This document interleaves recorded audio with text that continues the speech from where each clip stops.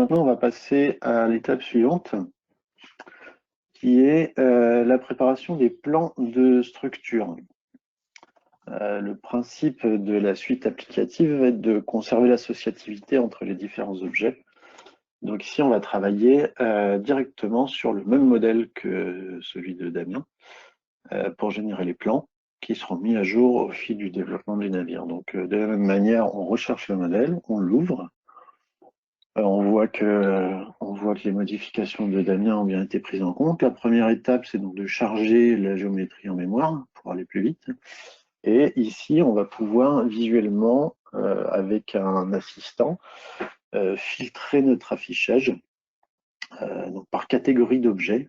Donc, on parlait tout à l'heure des objets sont typés.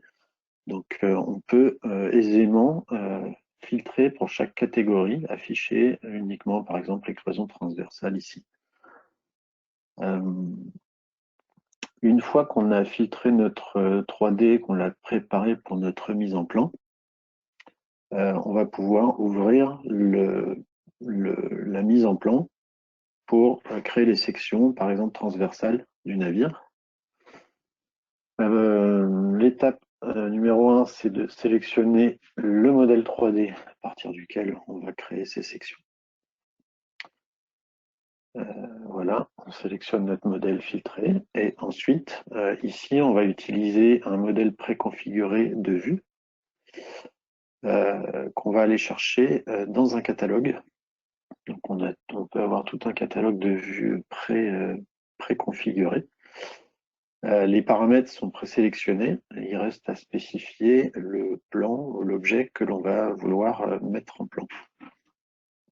Pour ça, on a une interface 3D directement accessible dans le module de mise en plan qui nous affiche le modèle.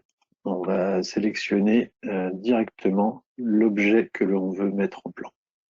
Ici, on met en plan une section transversale. Si on a plusieurs objets à mettre en plan et qui ont les mêmes caractéristiques, on peut le faire à la volée. Par exemple, ici, on va sélectionner toutes les cloisons transversales du bateau. Alors, pour la définition aujourd'hui, on ne va pas les prendre toutes, mais on peut très bien sélectionner en une seule fois toutes les cloisons transversales et appliquer le même modèle de vue en section. Donc ici, on prend les cloisons principales, les cloisons de fond.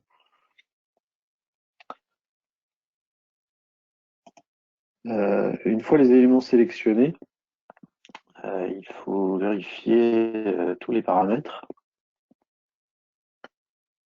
Et ici, on active une option qui permet de ne pas résoudre toutes les sections directement. On va pouvoir les générer en une seule opération et les afficher pour vérifier qu'on a tout ce qu'il nous faut.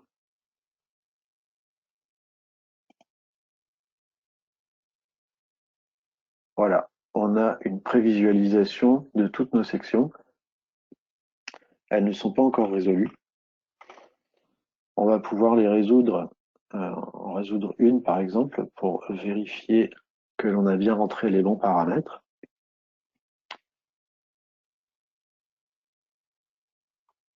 La mise à jour se fait relativement rapidement pour une vue. Si on doit résoudre toutes les vues en une fois, ça prendra un peu plus de temps, d'où l'idée de vérifier d'abord ce qu'on a fait. Ici, on voit que la vue s'affiche correctement avec une règle de positionnement des ponts du bateau qui peut être personnalisée. On peut aussi afficher les emojis si besoin.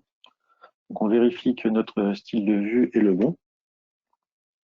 Et ensuite, on lance la résolution de toutes les sections en une seule fois. On aurait très bien pu les positionner avant de les résoudre également. Ici, on les résout dans un premier temps et on va les positionner ensuite. Chaque vue est indépendante à son propre repère. Donc on peut rapidement les positionner à la main et ensuite on a des outils pour les positionner plus précisément si on veut les aligner parfaitement. Mais chaque vue est vraiment indépendante et on va travailler dans chacune des vues indépendamment.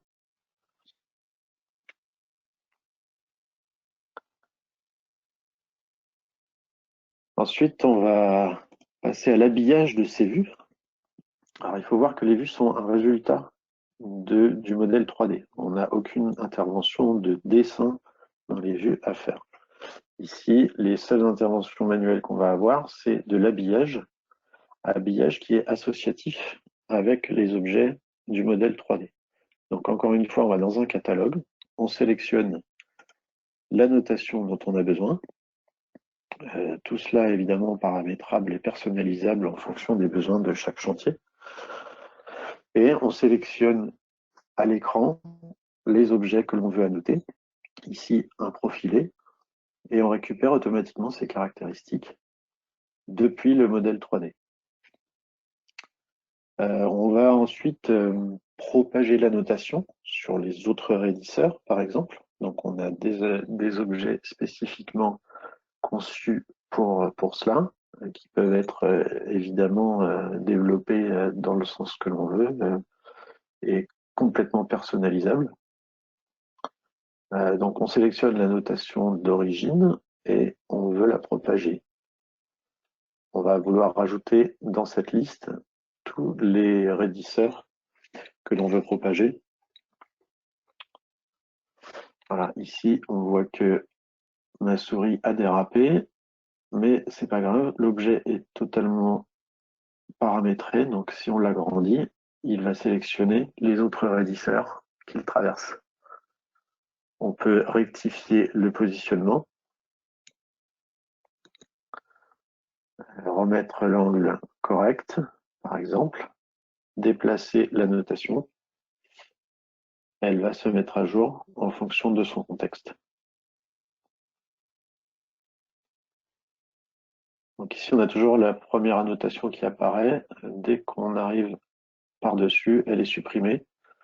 Et on a juste la propagation qui s'affiche.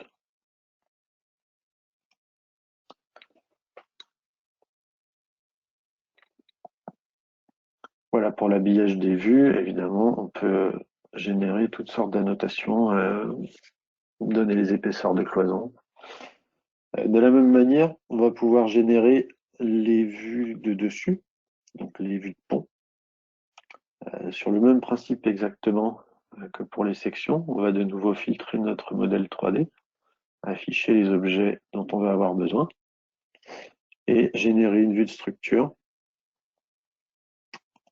On va pointer l'intégralité du 3D pour avoir les éléments annexes et on va sélectionner l'objet qui nous intéresse, ici le pont. On remarque que le pont n'est pas un plan, c'est un panneau qui est en forme. On va pouvoir donc agrandir la boîte de sélection. Et ici, on remarque que l'angle de projection n'est pas perpendiculaire. On va pouvoir le rectifier en sélectionnant un plan du repère du bateau et agrandir la boîte de sélection pour être certain de prendre tous les éléments en interaction avec le pont. Ici, on a plusieurs modes de sélection, justement des éléments qui sont en contact avec notre panneau. On va pouvoir aussi changer l'échelle de notre vue et la générer. Donc le panneau de pont est projeté, tous les éléments annexes sont interprétés. Ils ont un rendu spécifique en fonction de leur position. Par exemple, les cloisons en pointillés qui sont derrière, les cloisons qui sont en avant sont très pleins. Ici, on a un petit souci, c'est que le bout pointu n'est pas du bon côté. On édite la vue, on change le sens de projection et on retrouve une vue qui est dans le sens habituel. Donc les vues sont éditables. On n'a toujours pas fait la moindre intervention manuelle pour tracer quoi que ce soit. Tout est issu du modèle 3D. Ici, on voit que les symboles de rejet d'épaisseur sont un petit peu trop gros. Tout ça est paramétrable dans les styles de vue. On va pouvoir également annoter les vues de pont de la même manière exactement avec les mêmes objets que pour les vues de section. Par exemple, ici, on va propager sur tous les raidisseurs longis du pont. On va remarquer que les cloisons n'ont pas été prises dans dans l'objet annotation, c'est qu'il détecte bien les raidisseurs, les cloisons, il les évite. On va pouvoir également changer le rendu des objets, par exemple ici une ouverture, par défaut, comme ce sont des objets typés, l'application peut les détecter et on va pouvoir spécifier de quelle manière on veut rendre chaque objet. Et ici, on sélectionne donc toutes les ouvertures. On aurait pu prendre uniquement les openings, les allègements, par exemple, ou les trous d'ombre. Et on va pouvoir changer le rendu par défaut des ouvertures. Ici, on rajoute les diagonales dans les ouvertures. Voilà. On peut aussi, on utilise aussi les annotations pour détecter d'éventuelles erreurs. Ici, par exemple, on va annoter les épaisseurs de cloison. Si on détecte qu'on n'est pas à la bonne épaisseur, on peut directement aller prévenir le designer qu'il y a une modification à faire. On va ici annoter de la même manière des raidisseurs, propager la notation. Et là, on s'aperçoit que l'un des raidisseurs n'a pas été pris en compte dans la propagation. C'est donc qu'il est différent du premier qu'on a annoté. Donc on va pouvoir aller vérifier les paramètres de ce raidisseur-là. On voit que c'est le matériau qui est différent. Donc soit on prévient le designer, soit si c'est la même personne qui fait tout, on ouvre le 3D. On va éditer les profilés, comme le faisait Damien tout à l'heure, et aller changer ses caractéristiques. Ici, on modifie la matière des 3 premiers profilés, on sélectionne une autre matière dans le catalogue, et la mise à jour est faite. Il reste à repasser dans le 2D et à mettre à jour la vue. Voilà, la notation est automatiquement mise à jour.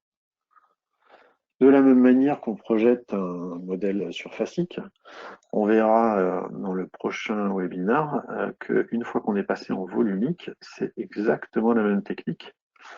Donc on peut très bien générer des plans de structure ou des plans de détail à partir d'un modèle volumique. Ici, on a un bloc complet de l'arrière du bateau qui est généré en volumique.